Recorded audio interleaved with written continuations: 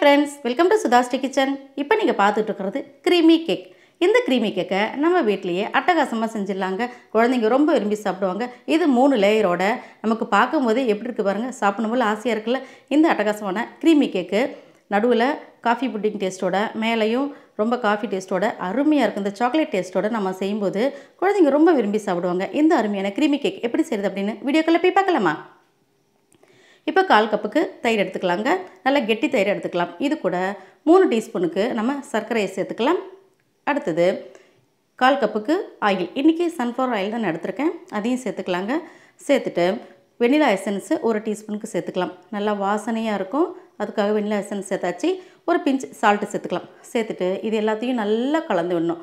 நல்லா கைவிடாமல் ஒரு 5 நிமிஷமாவது இந்த மாதிரி கலந்து விட்டோம்னா நல்ல க்ரீமி ஃபார்மில் நமக்கு கிடைக்கும். இந்த மாதிரி பதத்துக்கு நமக்கு கிடைக்கிற வரைக்கும் நம்ம நல்லா கலந்து விடணுங்க.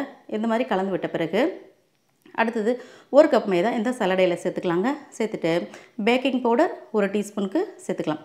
சேர்த்துட்டு நம்ம இதை சலிச்சு எடுத்துக்கணும். இன்றைக்கி பேக்கிங் சோடாலாம் தேவையில்லதுக்கு இது எல்லாத்தையும் நல்லா சலிச்சு எடுத்துகிட்டு வந்துடலாங்க.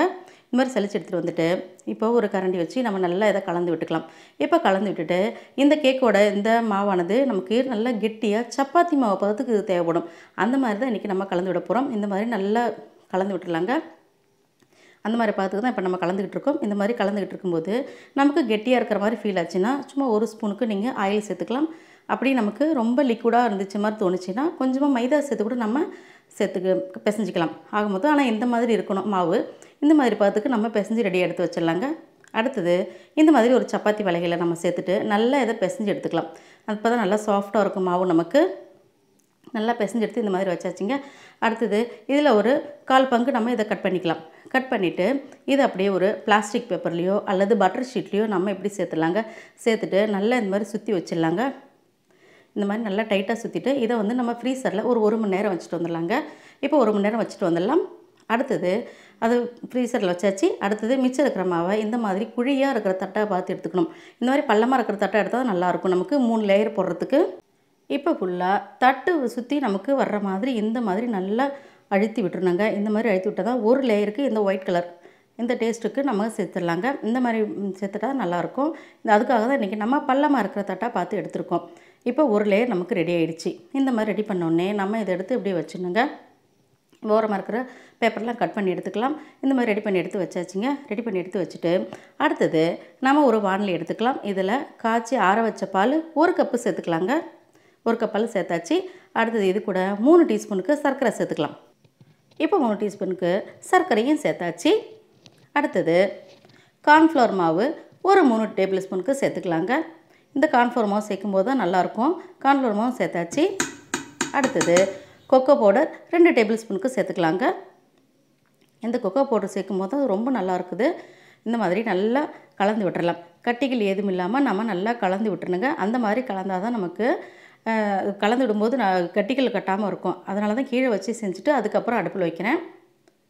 இந்த கார்ன்ஃப்ளவர் சேர்த்ததுனால சீக்கிரம் நமக்கு கெட்டிப்பட்டுரும். இந்த மாதிரி நல்லா கலந்து விட்டாச்சுங்க பாருங்கள். எல்லாமே நல்லா கரைஞ்சி வந்துருச்சு. இப்போ நம்ம அடுப்பில் வச்சு அடுப்பு ஆன் பண்ணிடலாங்க. ஆன் பண்ணிவிட்டு நம்ம கைவிடாமல் பக்கத்துலேருந்து இந்த மாதிரி கலந்துக்கிட்டே இருக்கணும். இந்த மாதிரி கலந்துக்கிட்டே இருந்தோம்னா நமக்கு சீக்கிரமாக கெட்டி ஆகிறது நமக்கு நல்லாவே தெரியும். இப்போ பார்த்திங்கன்னா ஒரு 5 நிமிஷம் கூட இல்லை, சீக்கிரமாக கெட்டி ஆகிடுச்சு. இந்த மாதிரி நல்லா கெட்டியான பதம் வர்ற வரைக்கும் நம்ம இதை கலந்து விட்டுக்கணுங்க. அடுத்தது கூட கேட்பரி சாக்லேட் 10 ரூபா சாக்லேட் தான் எடுத்துருக்கேன் இன்றைக்கி. அதையும் சேர்த்துட்டு நல்லா இந்த மாதிரி கலந்து விட்டுக்கலாம்.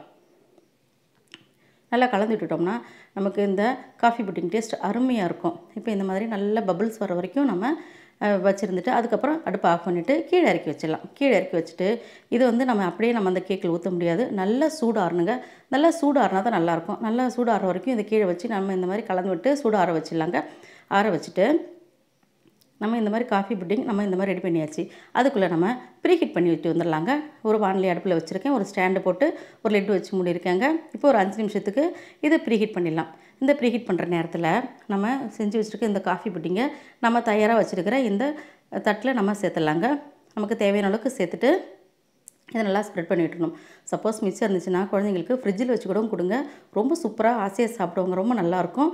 அடுத்தது இது அப்படியே இது எல்லா பக்கமும் படுற மாதிரி நல்லா ஸ்ப்ரெட் பண்ணி விட்டுணுங்க. இந்த மாதிரி நல்லா ஸ்ப்ரெட் பண்ணி விட்டாச்சு பாருங்கள்.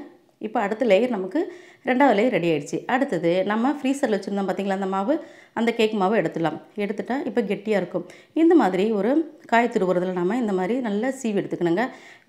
அதாவது மேலே இருக்கிற ஒயிட் கலர் லேயர் ஃபுல்லாக வர்ற மாதிரி நம்ம நல்லா இதை துருவி விட்டுறணும். இந்த மாதிரி நல்லா ஃபுல்லாக துருவி விட்டாச்சு. அடுத்தது இது மேலே மறுபடியும் ஃப்ரிட்ஜில் வச்சுருக்கிற ஒரு கேட்பரி சாக்லேட் எடுத்திருக்கேன். இதை மேலே மறுபடியும் துருவி விட்டுட்டோம்னா பார்க்குறதுக்கும் அழகாக இருக்கும், சாப்பிட்றதுக்கும் ரொம்ப டேஸ்ட்டாக இருக்கும். அதனால் இதையும் எடுத்து நம்ம மறுபடியும் அது மேலே இன்னொரு லேயர் காஃபி லேயர் போட்டுடலாம். போட்டுட்டு நல்லா இந்த மாதிரி ரெடி பண்ணி எடுத்து வச்சாச்சு. அடுத்தது நம்ம ப்ரீஹீட் பண்ணி வச்சுருக்கிற இந்த லிட்டு எடுத்துடலாம். இந்த வானிலையில் நம்ம ரெடி பண்ணி வச்சுருக்கிற இந்த க்ரீமி கேக்கை சேர்த்துடலாங்க. சேர்த்துட்டு மறுபடியும் லிட்டு வச்சு மூடிடலாம். மூடிட்டு இந்த மாதிரி ஏதாவது ஹோல் இருந்துச்சுன்னா நம்ம இந்த மாதிரி பேப்பரோ துணியோ வச்சு அந்த மாதிரி க்ளோஸ் பண்ணி விட்டுடலாம். இப்போது ஒரு அரை மணி நேரம் நம்ம வெயிட் பண்ணலாங்க. அரை மணி நேரம் கழிச்சு வந்து எப்படி இருக்குதுன்னு பார்க்கலாம். இப்போ ஒரு அரை மணி நேரம் ஆச்சு. இப்போ நம்ம திறந்து பார்க்கலாம். வாவ், நம்மளுடைய கேக்கு எவ்வளோ சூப்பராக இருக்குது பாருங்கள். மேலெல்லாம் நல்லா ப்ரௌன் கலரில் நல்லா முறுமுறுன்னு வந்திருக்கு. பார்க்கும்போதே நமக்கு தெரியுது. இப்போ ஸ்டவ் ஆஃப் பண்ணிவிட்டு கீழே தனியாக இறக்கி வச்சிடலாம். தனியாக இறக்கி வச்சுட்டு இது நல்லா சூடாறணுங்க. நல்லா சூடாறின பிறகு எப்படி இருக்குதுன்னு பார்க்கலாம். இப்போ சூடாறிடுச்சு. இப்போ அடுத்தது இந்த கேக்கை எப்படி கட் பண்ணுறதுன்னு பார்க்கலாம். இப்போ ஓரங்களை நம்ம முதல்ல ஃப்ரீ பண்ணி விட்டுக்கணும். இந்த கேக்கை ஓரங்கள்லாம் முதல்ல ஃப்ரீ பண்ணி விட்டுக்கலாம். ஃப்ரீ பண்ணி விட்டால் நமக்கு அழகாக வந்துடும். பட்டர் ஷீட் போட்டதுனால நமக்கு எடுக்கிறதுக்கு அழகாக வருது பாருங்கள். இந்த மாதிரி நல்லா வந்துருச்சு. நம்மளுடைய க்ரீமி கேக் ரொம்ப சூப்பராக அட்டகாசமாக ரெடியாக இருக்குது. குழந்தைங்க ரொம்ப விரும்பி சாப்பிட்ற மாதிரி நல்லா சாக்லேட் டேஸ்ட்டோட ரொம்ப நல்லா இருக்குது.